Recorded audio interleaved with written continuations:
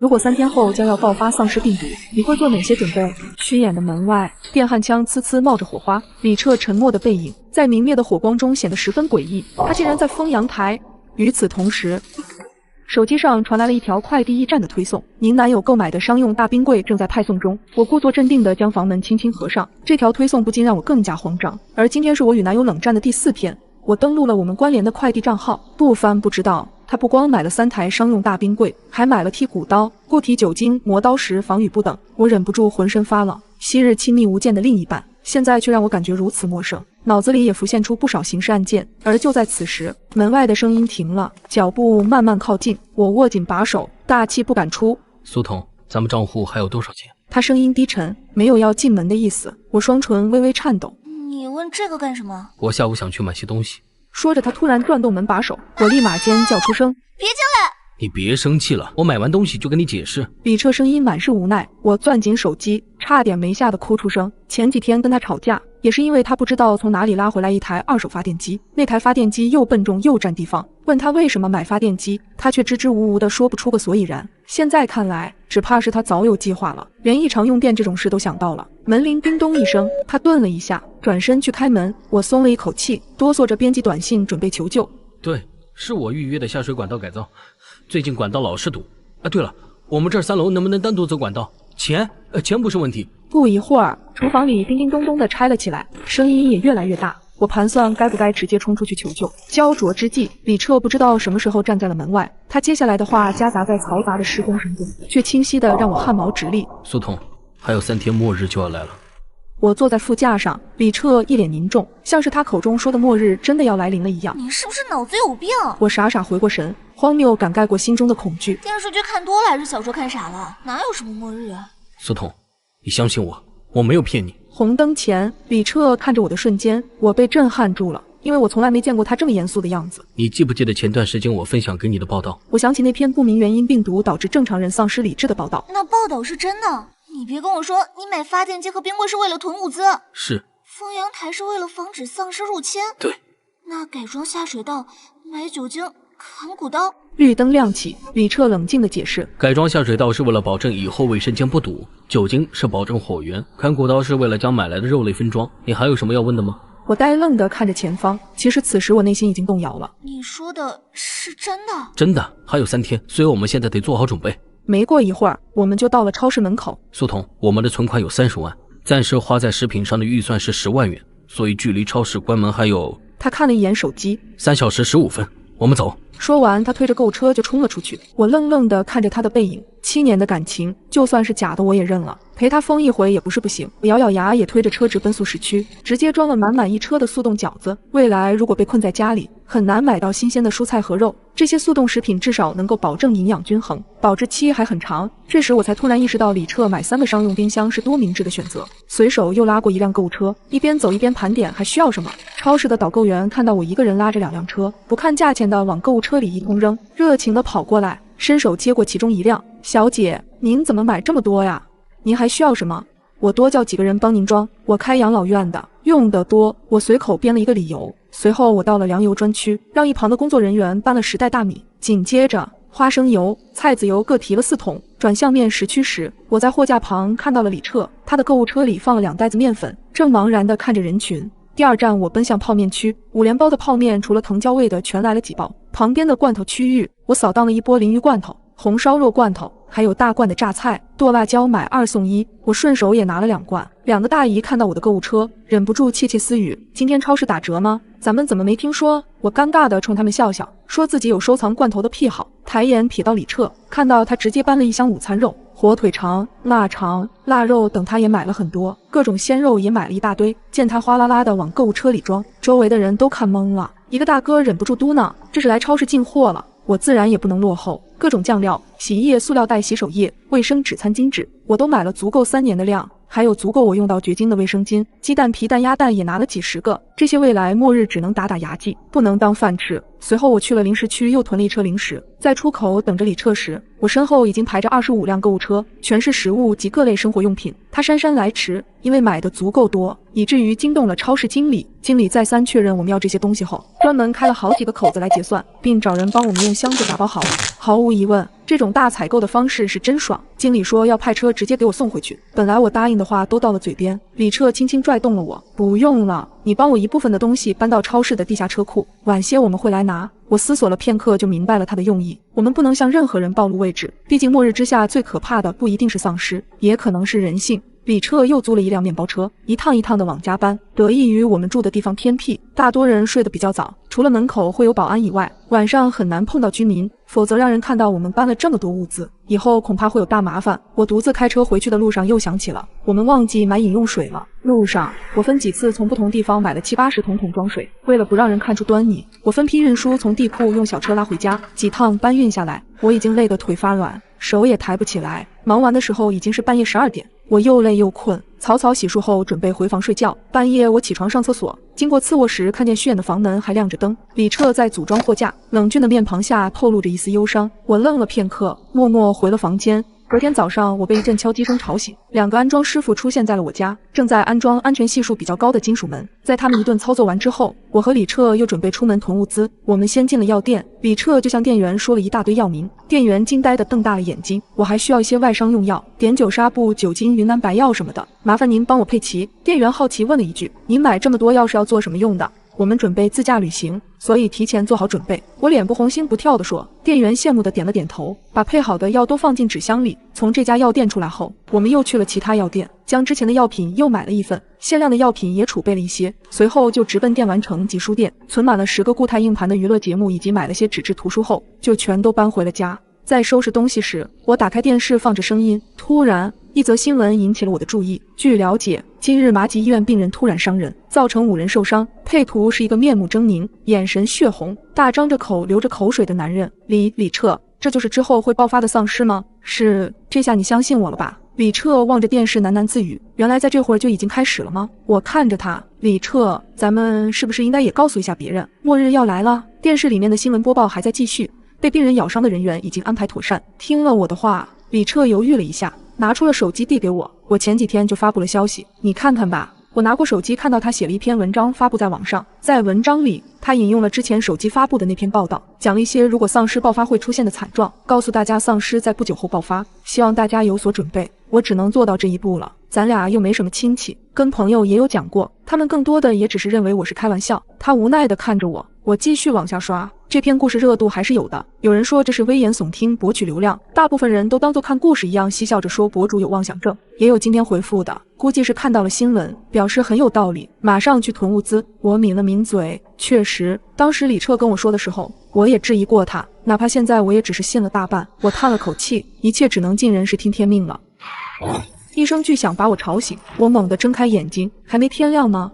我皱了皱眉，竖起耳朵听着动静，外面十分嘈杂，撞击声、爆炸声、哭喊声夹杂在一起。突然，一股气味钻进鼻腔，烟糊味，什么东西烧焦了吗？我一路嗅到客厅，家中这股烧焦的气息无处不在，应该是从外面传进来的。想到这，我拉开阳台的窗帘，我瞬间惊呆了。马路上抛锚了好几辆汽车，浓烟有一半是从汽车散发出来的，巨大的火光从对面的门店炸出。抛开浓烟，还有人在奔跑，楼下一堆人围在一起不停地攒动，奇奇怪怪不知道在干什么。但诡异的是，我没有听到一个人说话，更多的是奇怪的咀嚼声。我愣怔地看着楼下，满目疮痍。突然，一阵痛苦的惨叫声让我浑身血液冷凝，我浑身止不住的颤抖。下一秒，一个丧尸猛地转过头，我看到他一双毫无生气的眼睛里带着原始的饥渴。丧尸真的爆发了！我整个人呆若木鸡，冷汗呼呼的往外冒，连后退的勇气都没有。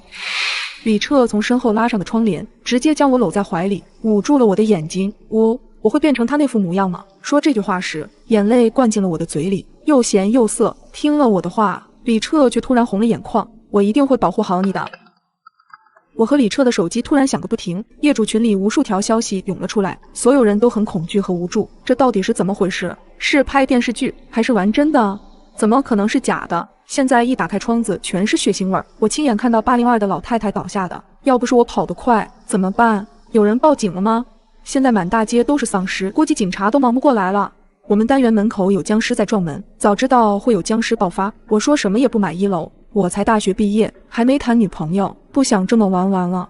别出声，1、2个肯定撞不开的，别让更多丧尸听见。突然间，101在业主群里发了一段语音，我颤抖着手点了进去，接着一声凄厉的惨叫声传来，还伴随着生肉的咀嚼声。发生了什么事情？你没事吧？我焦急地打下这行字，回答我的却是死一般的寂静。2分钟后，2022发来一个视频，视频中4个丧尸僵直地站在门外，机械地撞击着门板，其中有个丧尸我认识，他就是101的小伙子。我的脑袋嗡的一下，感觉自己离死亡真的不过一步之遥。我窝在床上浑身发抖，尽管盖了2床被子，依旧感觉冷得不行。李彻端了杯牛奶进来，看着我此时的状态，他叹了口气，苏童，你得调整好自己，这些画面在未来将是常态。我咬着牙点了点头，伸手接过李彻手上的牛奶。下一秒，外面传出一声女人凄厉的惨叫，我吓得一个机灵，内心的慌张险些把杯子摔在地上。我茫然地看着李彻，李彻拉住我的手，鼓励地看着我。我深吸一口气，怯生生地走向门口。猫眼中，一个丧尸正在袭击404的夫妻，女人已经被丧尸抓在手上，眼看就要一命呜呼。她不停地向男人求助，男人胆怯地站在门口，尽管手里抓着木棒，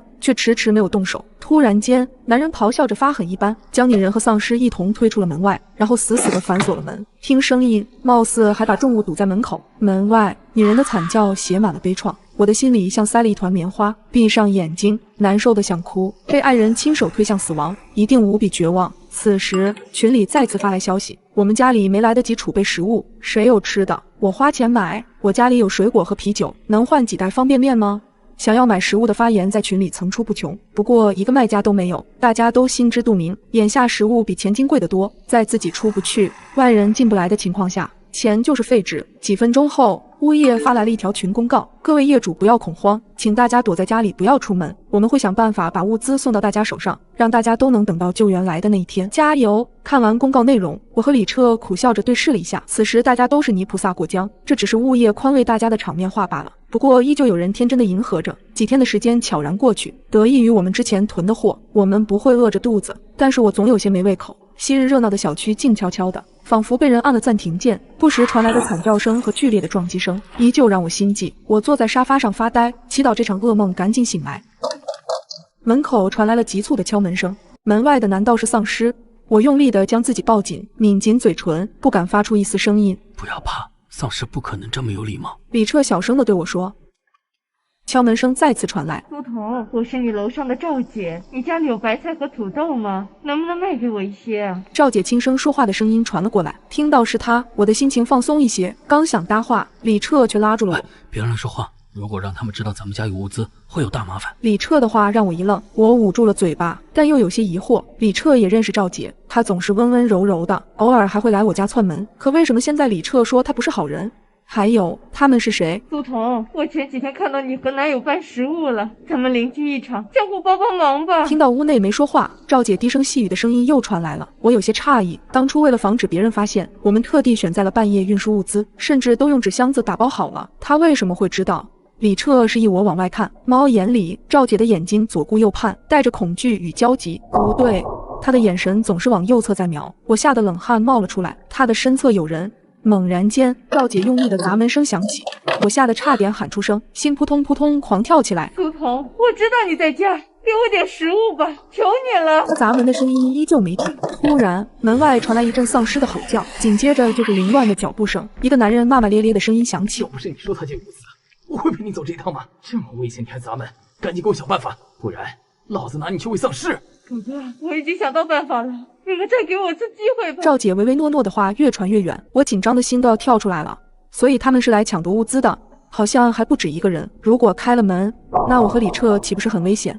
我看了眼李彻，再次庆幸他的未卜先知。李彻，你说赵姐是被威胁了吗？不管他是不是被威胁，他有预谋来咱家，这个事儿你不可否认。我咽了口水，下意识地点了点头。就在我以为这件事结束的时候，业主群里突然发来一条消息，是赵姐发的。二幢2单元402的业主家里有很多食物，我亲眼看到的，大家赶紧去找他。这条消息瞬间让群里炸开了锅，开始有人疯狂艾特我们，能不能卖我几斤猪肉？女朋友想吃涮锅，能不能帮个小忙？我们想做个饱死鬼，小姐姐帮帮忙吧。家里没米没油，拜托了。看着蜂拥而来的消息，我的脑袋也像炸了一般，疼痛难忍。李彻的眉拧成了一个川字，脸色像锅底一般黑。赵姐这招真狠，一下子让我们成为了众矢之的。如果我们抵不住压力，拿出了物资，虽然他们分到的少，但总归最后还是能拿到。我们和502的业主之前有些不愉快，他说的话大家不要当真，我们也没有存货。我明白大家对物资的渴求，可的确是爱莫能助。我不想让事情变得复杂，于是在群里发言，然而并没有平息赵姐挑起的争端。有就拿出来吧，扭扭捏捏的算什么？要是我有，肯定大大方方和别人分享，毕竟患难见真情嘛。大家都是邻居，远亲不如近邻。你今天伸出援手，以后遇到难处大家也不会袖手旁观。现在可不是自私的时候。看着群中的消息不断，我气得浑身发抖。总有人站着说话不腰疼，既然这样的话，那储备物资的邻居接个龙，大家看看一共有多少食物，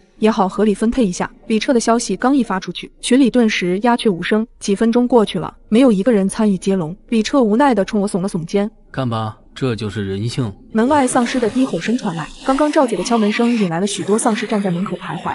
他们应该进不来吧？我的双手全是冷汗，惊恐地问李彻：这门我提前做了加固，材料结实得很，就算他们撞门也不可能打开。李彻扶着我回了卧室，拿出手机放着我最爱看的节目，可我的心里乱极了，一眼也看不进去。我忍不住又瞄了一眼业主群，群里依旧静悄悄的。李彻说完后，再也没人发言。不知过了多久，窗外突然传来了一声巨响，是重物落地的声音。我忍不住拉开窗帘张望，一个女人怪异地趴在绿化带上，周围有一大滩血迹。对面5楼开着的窗户前站着一个男人，正低着头向下张望。一些丧尸也闻声围了过来。难道女人是被他扔下去的？这个念头一冒出来，我的眼前一黑，不小心撞在窗框上。男人猛地抬起头看向我，然后冲我做了一个抹脖子的手势。我吓得吞了吞口水，慌乱地将窗帘合上，两只手用力按住胸口，泪水不受控制地冒了出来。他应该是考虑到家里的食物不足，选择了自保。李彻冷静地分析，我们会不会也是这个下场？不会，哪怕就剩最后1粒米，我也会给你吃。我走进卫生间洗脸，拧开水龙头，一滴水也没有流出来，停水了。李彻也走了进来，苦涩地看着我。还有一个坏消息要告诉你，电也断了。得亏我们之前有所准备，我和李彻小心翼翼地开启发电机，发电机搁在大阳台上隆隆作响，我们也不敢一直开着，总害怕声音会引来很多丧尸的围观。随着时间的推移，丧尸的数量越来越多，丧尸群中我看到了很多熟悉的身影，看着他们猩红的眼睛和面无表情的脸，还是会有些难受。渐渐的，我开始适应了这种生活。为了消磨时间，我每天都会找一些下饭剧来看。一天半夜，我睡得迷迷糊糊，突然听到窗外传来激烈的争执声。我好奇地拉开窗帘，月光下，2个精壮的男人朝着妇女挥舞着手里的木棍，伸手抢走了她的手提袋，并把她推向了围过来的丧尸群。这似乎已经是末日之后的常态了。人性在末日爆发之后暴露无遗。我拉上窗帘，叹了口气，也不知道从什么时候开始，看到这种场景，我心里已经没有太大的起伏了。这是冷漠吧？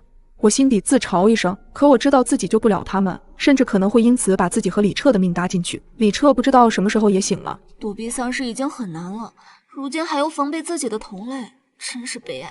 活着不易，我只想好好的保护着你。李彻的话音还没落，厨房里突然传出来一声异响，他赶紧跑过去查看，我也跟了出去。透过厨房推拉门看去，窗户上不知道有什么东西在滚动，一种不好的预感让我的心颤了2下。李彻冷着脸将我拉到身后，咬了咬嘴唇，我去看看。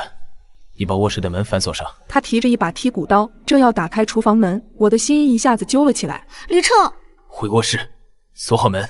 我咬了咬牙，回到卧室里拿出一把电锯，哆哆嗦嗦的又往厨房里走去。窗户上一个丧尸正用力的把脑袋往缝隙里塞，焊死的钢条成了他的阻碍。他的面容扭曲，眼睛通红，嘴里流着褐色的咸水，张开嘴咬住钢条，用力的撕咬。我深呼了一口气，闭上眼睛，高举电锯，直到丧尸跌落下楼。我的眼睛也不敢睁开，一屁股瘫坐在地上，我的2腿发软，几乎是被李彻拖回卧室的，直至离开都没敢回头看一眼。接下来的几天里相安无事，我和李彻放松了一些。为了省电，我们先消耗掉了冰箱里的食物。原本我们可以安全地窝在这个小家里很久，可是谁都不知道明天和意外哪个先来。半夜，客厅传来一阵轰隆巨响，接着是重物坍塌的声音。我吓得从床上猛地坐起来，李彻先我一步跳下床，将电锯紧紧抓在手里。我也挑了个顺手的棍子。客厅里一阵嘈杂，还有人在说话。李彻猛地拉开门，客厅里竟然站着4个男人。手电筒下，我看清了他们的脸，其中2个人就是那晚抢夺母女食物的恶徒，还有一个竟然是之前推女人下楼的那个坏人。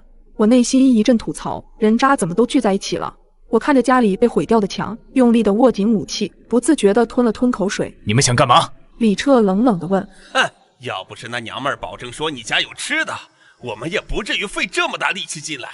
哼，安全措施做得挺好啊。带头的男人嘲讽着望了望四周。我们是反丧尸联盟的，来你家收点保护费不为过吧？放心，我们只拿物资不杀人。我去你大爷的！说的冠冕堂皇，你们这群人渣！多日以来看到的场景，让我积攒的怒气一下子爆发了。李彻诧异地瞥了我一眼。小娘们儿还挺凶，老大，别跟他们废话，干他！你可以试试。李彻用力拉响电锯，电锯的嗡嗡声尽管让他们有所忌惮，可毕竟对方人多势众，很快将李彻逼到了墙角。我挥舞着手里的棍子，也去帮李彻的忙，趁着他们不注意，一棍子朝着其中一个男人砸了下去。猛地倒地声，身旁的男人回手就想给我一棍子，就在他的木棍朝我的脑袋招呼过来时，李彻猛地大吼出声：“住手！别碰他！屋里的东西你们随便拿，不要伤人，不然我不会放过你们！”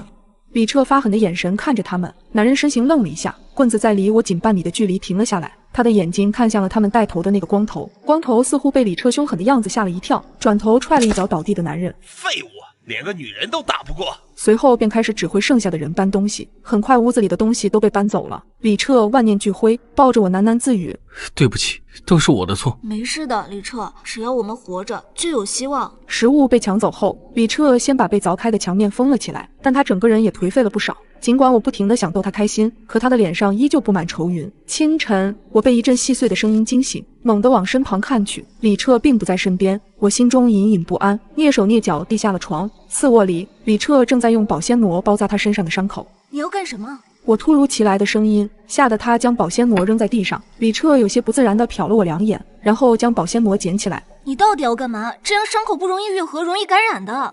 我有些生气地说：“我出去找食物，你在家里乖乖听话。”果然如我所料，李彻是担心自己的伤口会引来丧尸。不行，要去一起去，否则谁也别想出这个门。外面的局势很不明朗，我不想你跟你一起冒险。李彻目光深沉，语气里有一丝沮丧。你不是已经见识过我的杀伤力了吗？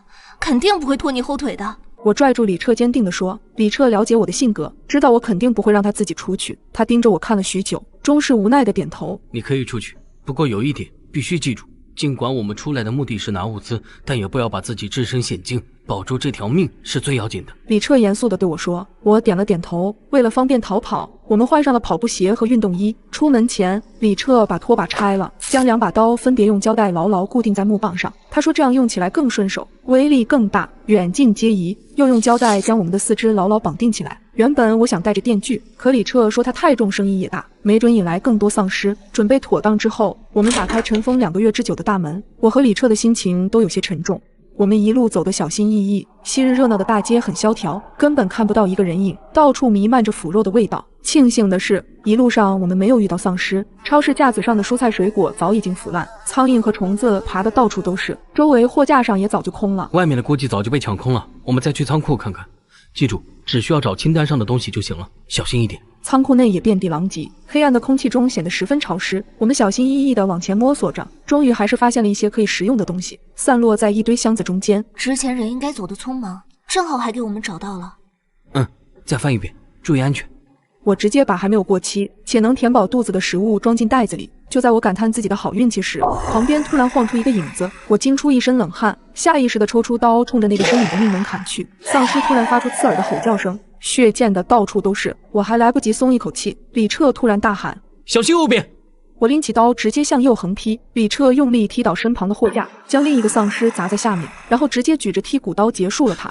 你没事吧？李彻慌乱地把我拉到身边，仔细检查我身上是否有伤口。我没事儿。确认我安然无恙后，李彻才松了一口气，抬手擦了擦额头上的汗珠。可惜没过一会儿，我就听到一波丧尸的吼叫声，一定是刚才的动静招来了他的同伴，快跑！李彻颤抖着拉着我往大门处跑去，迎面过来了好多丧尸。我和李彻开始拿刀抵着他们，得亏他们只靠着本能行动，但我们也没占到半点便宜。我们几乎精疲力尽，有一个丧尸直接扑向我时，我根本来不及反应，多亏李彻冲过来将他撞向一边，拉着我迅速跑出超市。跑出一段距离，我看了眼李彻，他的脸色有些苍白，却始终带着笑意。没想到你还有这样的一面。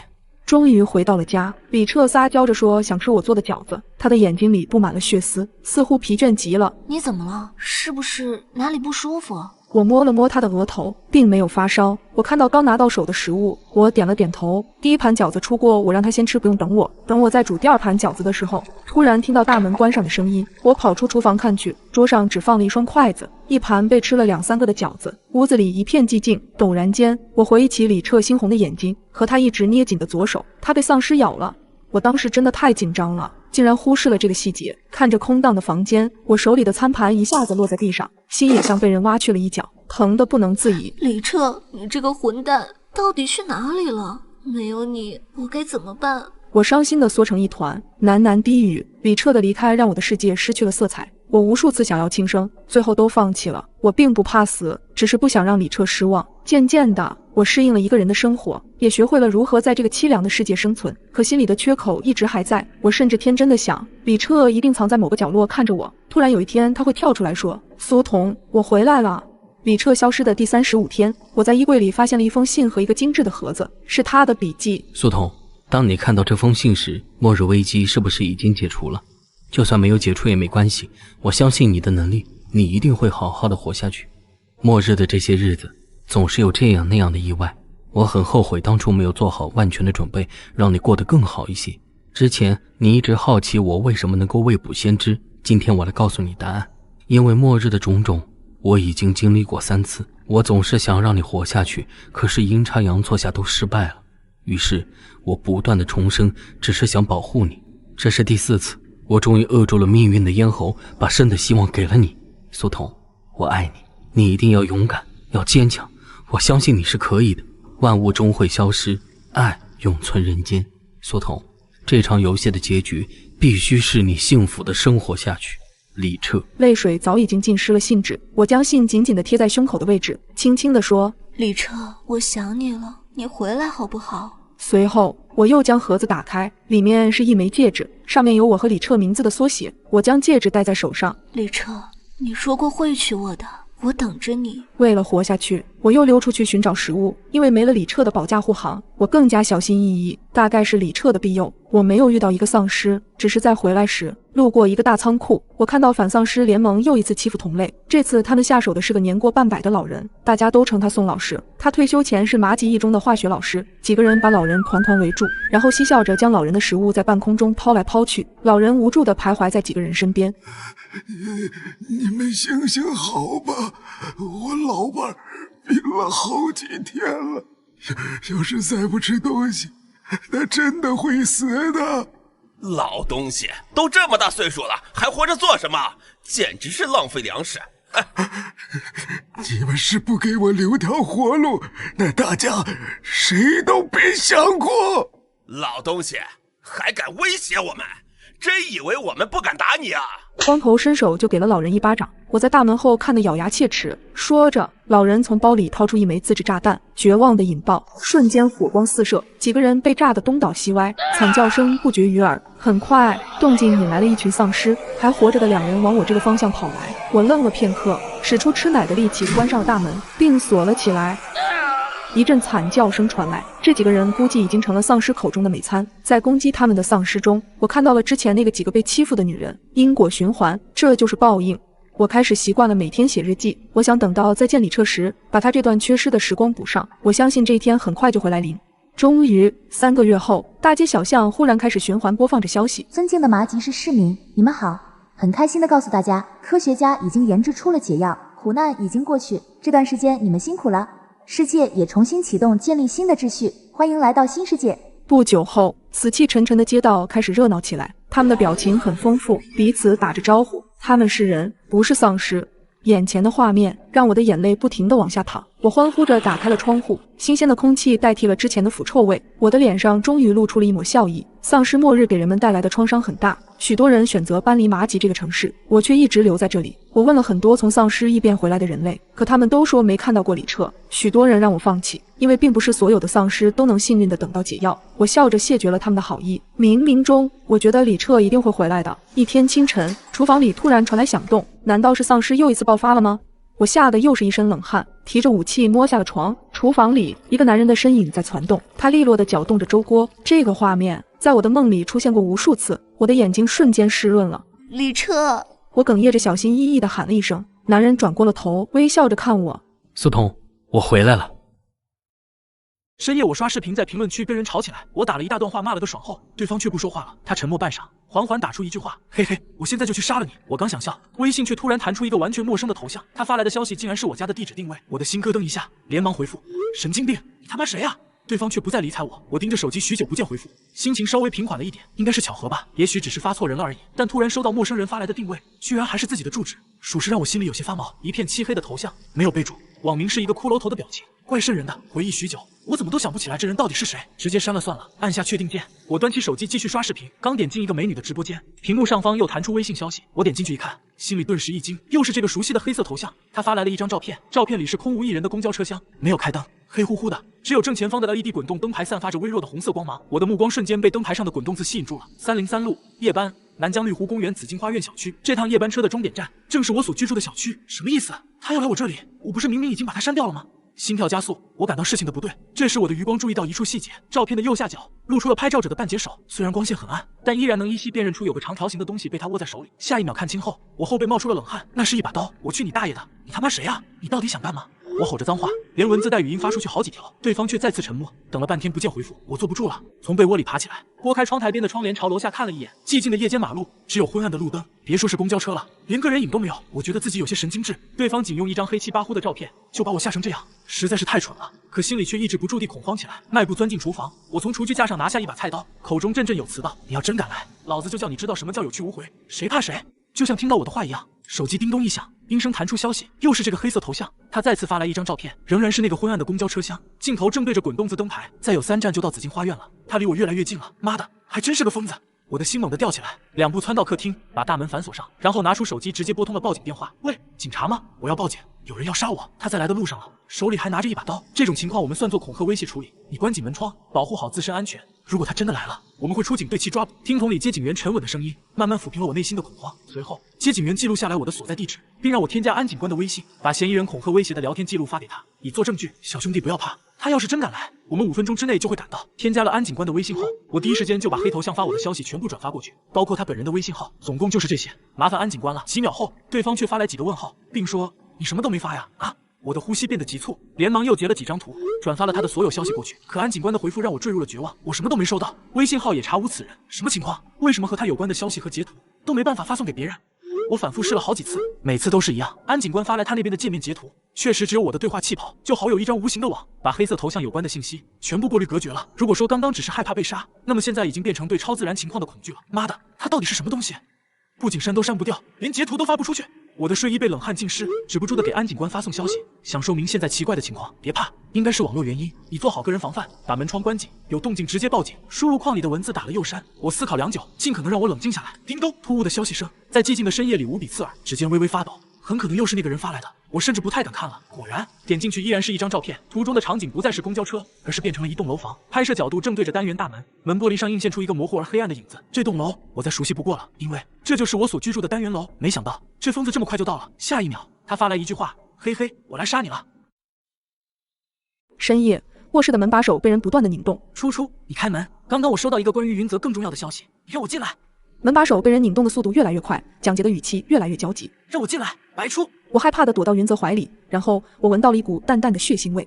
这股血腥味是从云泽身上传来的，和一股香味混在了一起，让我有点作呕。我缓缓松开了云泽，抬头看向他，为什么今晚突然喷了香水？云泽看着我，无奈地说道：我确实是为了掩盖身上的血腥味，不过不是蒋洁说的那样。白初，你相信我吗？我看着云泽的眼睛，那是一双眼型非常温柔的眼睛，微微下垂。你身上怎么会有血腥味？我冷静地问道。云泽叹了口气，向我展示了他的手臂。我这才发现他的手臂上竟然有一道长长的伤口，这道伤口上面贴了创口贴，但依旧有淡淡的血迹从上面渗了出来。下班的时候看见一个小猫卡在缝隙里了，抓它的时候被它抓伤了。云泽淡淡地说道，这听上去非常像云泽的作风。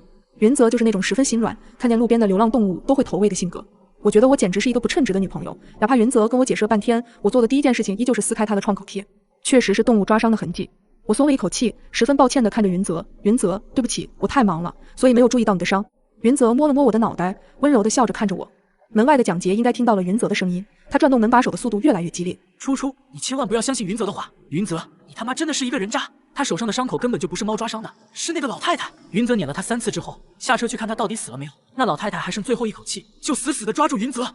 初初，你不是警察，你真的能分辨得出人和动物抓伤的区别吗？外头的蒋杰越说越激动，开始疯狂用刀在门上呲了起来。蒋杰的话让我对云泽又开始升起了一点怀疑，但只是一点。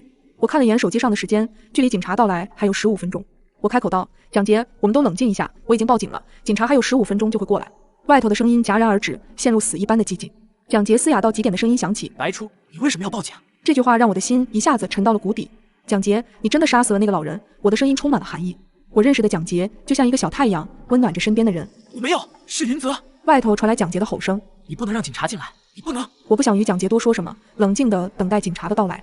云泽坐在我旁边，握住了我的手。突然，我看见衣柜开了一条缝隙，衣柜一直放在房间里，里面放着的是我和云泽冬天的衣服。我至少有1个月没有打开这个衣柜了。此时，我的眼睛余光看见衣柜的那个缝隙里有一双惨白的脚，我的心脏剧烈跳动了起来。我缓缓抽出了我的手，不自觉地离云泽远了一点。此时，距离警察到来还有12分钟，我的每一个毛孔都在往外释放着寒气。我手指紧紧地蜷缩在一起。云泽，衣柜里是什么？说完，我死死地盯着云泽的表情。云泽似乎早就意识到我会问这个问题，他站了起来，没有丝毫隐瞒地拉开了衣柜的门。衣柜里放着一具人体模型，刚刚我看到的那双惨白的脚正是这具人体模型，但我的紧张却丝毫没有缓解。我的男友为什么会瞒着我在衣柜里藏着一个人体模型？云泽解释道：“初初，还记得我上周接了一个凶杀案的官司吗？”这个官司我听云泽说过，一个男孩被判定杀人，但男孩却坚持声称自己没有杀人。男孩找到了云泽，要求他为自己辩护。云泽继续说道：“所有人都认为那男孩杀了人，包括警察，但是我不这么认为。我相信他没有杀人，这人体模型是我用来做凶案模拟的。”云泽的表情一如既往的真诚，就像我当初与他相遇一样。他在一个地铁站里扶起了不小心崴到脚的我。我选择了相信云泽。此时，距离警察到来还有8分钟，只要再坚持8分钟，真相就大白了。外头的蒋杰似乎放弃了破门而入，但他随之而来的话却让我再次沉思了起来。白初，你真的了解云泽吗？我和云泽谈恋爱这1年，我对他的工作了解很少，更没有他同事的联系方式。现在想起来，云泽从未带我见过任何朋友。云泽是一个孤儿，没有父母，他一直在孤儿院长大，然后靠着自己的实力通过了法考，又一步步从实习律师到了现在的金牌律师。所以我一直很佩服云泽，也很庆幸我有一位长相工作都上乘的男友。我们3观更是契合无比。人的感情是很自私的，虽然我和蒋杰有10来年的感情，但我依旧选择相信了云泽。初初，我知道你很难相信我，我现在就把证据发给你。云泽他一直在欺骗你。蒋杰愤怒地说道。我的微信响了好几下，蒋杰把所谓的证据发给了我。我抬头看云泽，云泽眼里闪烁着奇异的光芒。我看到他的手放在了睡衣的口袋里，那里凸起了一个形状。我的嘴唇哆嗦了几下，脚步缓缓地朝着门边靠近。我一边注视云泽的举动，一边看了眼微信，因为朋友圈的动态让我陷入了危险。前2天，我偶然刷到闺蜜的朋友圈，因为许久没联系，也好奇她的近况，点开后发现只是一些风景照片，但是看到发布的位置信息，好像离我并不远。我赶忙点开聊天框，小美，你在我家附近吗？那边回复的也很快，对呀，来附近见同事。我还打趣的说到见帅哥吗？随后他便没有回复，总觉得他今天的语气有点奇怪，但我也没有多想。可当天晚上就发生了惊悚的事情，我因为玩游戏玩过了头，看到时间已经到了凌晨1点，我便准备睡觉，但此刻一个微小的声音却让我头皮发麻，那是人的喘息声，很轻，但是被我的耳朵捕捉到了。我心跳加快，冷汗也从额头缓缓渗出，一个清晰的念头在我脑海里浮现，有人进我家了。随后便看到我卧室门被人缓慢地推开，我死死盯着卧室门，是谁？你想干嘛？我壮起胆子大声呵斥着，声音虽然很大，可因为恐惧还是夹杂着颤音。门口的人可能被吓到，停下了手里的动作，但是透过门缝，我看到此时客厅的大门已经大开，人影飞快闪过，但他的脚步特别轻，甚至连走廊的声控灯都没亮。我赶忙抓起电话报警，从来没想到这种事情会发生在我身上。随后警察很快赶到，开始了调查。家里不敢住了，我只能到附近的酒店暂住。第2天，我正在椅子上休息，又看到闺蜜小美的朋友圈，照片上正是自己住的酒店。我有些惊讶，难道她也在这儿？而当我在看手机的时候，被吓坏了。小美又更新了朋友圈，照片上显示她就在我身后，而且手也差点就碰到我了。我猛地回头，却并没有发现她。恐怖的感觉袭上心头，我赶忙跑回了自己的房间。缓了一会后，我想着一定是小美的恶作剧，我便发消息给她，别开这种玩笑了，一点都不好玩。她也只是回复了一个微笑的表情。晚上我正躺在床上看新闻，突然小美给我发来消息，竟然是一张我在床上玩手机的照片。很快我便听到卫生间里有脚步声，迎面出现了一个陌生的男人，男人微笑地向我走来，我内心绝望至极。眼看我要被抓到时，警察也在这个时候冲了进来。原来男人是个变态，他一早就杀死了我的闺蜜小美，然后通过小美的好友列表盯上了我。就在昨天晚上，拿着我留在小美那里的备用钥匙打开我的家门。通过昨晚上报警，警察知道我肯定是被这个变态的男人盯上了，这才及时解救了我，不然后果真的难以想象。我从没想过，因为我拍的照片害死了人，而我也一直生活在愧疚之中。那天我跟闺蜜在一起聊天，突然听到一阵争吵缠斗的声音，循着声音便看到一个中年男人正被2名民警按住，他满脸愤怒，衣服脏兮兮的，嘴里一直在喊着不是我，凭什么抓我。站在他们不远处便有个穿短裙的女孩，歇斯底里地喊着就是他，你个变态，刚才要拍我的裙底。没想到这种事会被我碰到，出于爱凑热闹的本能，我心血来潮地拿手机把这一幕拍了下来。而嫌犯可能是听到我手机拍照的声音，便望向了我这边。也是很巧合的，我居然拍到了他的全脸。由于闺蜜的催促，我们便很快地离开了。晚上回到家，想着获取些热度，我便很快把照片发到了某平台上，标题为警察抓住可恶的偷窥狂。刚发出去没多久，很快就有人评论回复，基本都是指责偷窥狂什么太可恶，甚至还有人对我不断的夸赞，拍得好，让大家也都认识认识这个人，以后看到这个变态就都离远一点。博主真是正义使者。看着评论区涌入的大量正面评论，我满足的睡去。但令我没想到的是，事情经过一晚上的发酵，热度一度冲到了前几名，参与评论的人也越来越多。大家在把我当成英雄的同时，也开始人肉那个嫌疑犯了。他们扒出来那个男人的家庭住址、工作单位，甚至家人的合照等。越来越多的键盘侠们这次总算是有机会站在道德的制高点，指责着男人的一切。听说男人的妻子因为这件事跟他离婚，他的孩子在学校受到欺负，父母被人在街头羞辱，男人基本成了过街的老鼠，人人喊打。眼见事情被越闹越大，我心里愈发的不安起来。果然在几天后出事了，官方发布新闻称那名所谓的偷拍狂是被冤枉的。多日的舆论让男人苦不堪言，并且最终自杀在自己家里。我瞪大了双眼，简直不敢相信，心里的愧疚更是袭上心头。当我再次打开社交平台后，发现上面的舆论也都变了样，评论区的言论开始转变方向。原本赞同我的网友们，现在立即变了一副嘴脸，开始用恶毒的语言咒骂我。拍照的人真该死，如果不是你不分青红皂白乱拍乱发，也许男人也不会自杀吧，全是你的责任。对，应该判他死刑，给男人偿命，甚至问我为什么不去死。一瞬间，大家都开始为那个男人不平，心疼他的家人。好像前几天那场闹剧，他们完全不曾发言，全然没有参加。而更可怕的是，大家不仅指责拍照片的人，甚至开始有大量网友自发人肉。我上传的照片很快被破译，我的正脸被放大，家庭住址、人员关系、工作单位全部被曝光出来。我家门前开始出现各种用纸条写的留言，红油漆、黄符咒这些我只在电视上见过的东西开始出现在我家墙上。这些人前几天还是说我是英雄，现在却变成了人人喊打的狗熊。我也确实体会到舆论的恐怖，渐渐的我从不安变成了恐惧，整日活在愧疚之中。半夜，一个男人在洗手盆前不停地刷着衣服上的领口，一块血色的污渍，任凭他怎么洗刷都洗不干净。他的眼泪不要钱似的从眼角飙出，嘴里还在不停地念叨着为什么洗不干净。马上他就要来了，声音因为害怕就像从喉咙间挤出来一样，扭曲而嘶哑。吱呀，反锁着的房门在这一刻悄悄地打开了，一张苍白而清秀的脸从门后闪现一下，嘴巴夸张地笑着，好像遇见了什么特别开心的事情一样。房间里响起高跟鞋走路的声音，片刻之后，不，一声惨叫从这个男人的房间响起，房间的灯在他发出惨叫声后突然关闭。砰，重物落地的声音，突如其来的恐怖声响，吓醒了很多正在深睡的人。时间回到3天前的凌晨，男人正从地下车库停好车，带着一脸满足的笑意，就像偷到鱼的猫一样。显然，昨天晚上他得到了什么满足。嘿，晚上那个妞真有滋味，想不到还是我大学同届的同学。凌晨的地下车库很是昏暗，只有几盏幽暗的灯光远远地亮着，整个环境拥有几分阴森的味道。男人显然早已习惯了这个时候出现在地下车库，因此他根本毫不在意，而是低着头哼着小曲，一步一步向电梯口走去。突然间，他背后响起了一阵女生的笑声，男人脸上的神色猛然一惊，马上回头看向身后，什么都没有。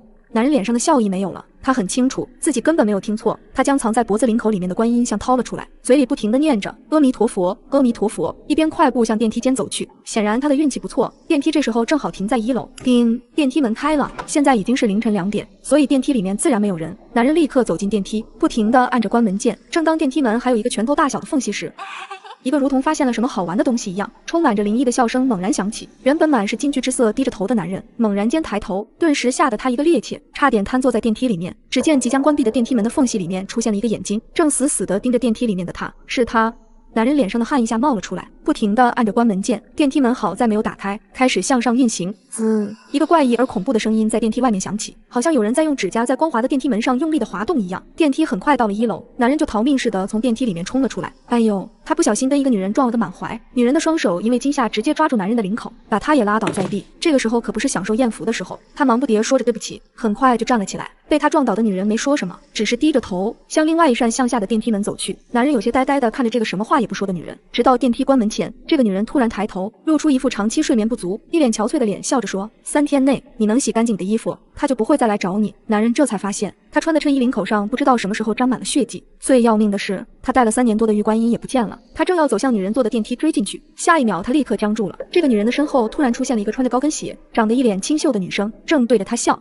已经快咽气的男人躺在地上，眼中满是不甘与恐惧，背后的鲜血如同他影子一样冒出。他的一只脚以一个诡异的角度折断着，而我则站在这栋楼的1楼门前，还是一副没睡醒的样子，笑了笑，转身向小区外面走去。现在我已经知道于小神和这个女生为什么缠着我了，而我也突然之间认出了这个男人是谁，他就是3年前那个跳楼女生的男朋友。我慢慢地走在偏僻的道路上，手上扯着吊坠绳子的一端，正摇晃着的玉观音，路灯的光晕照在我身上，荡漾出我身后的3个影子。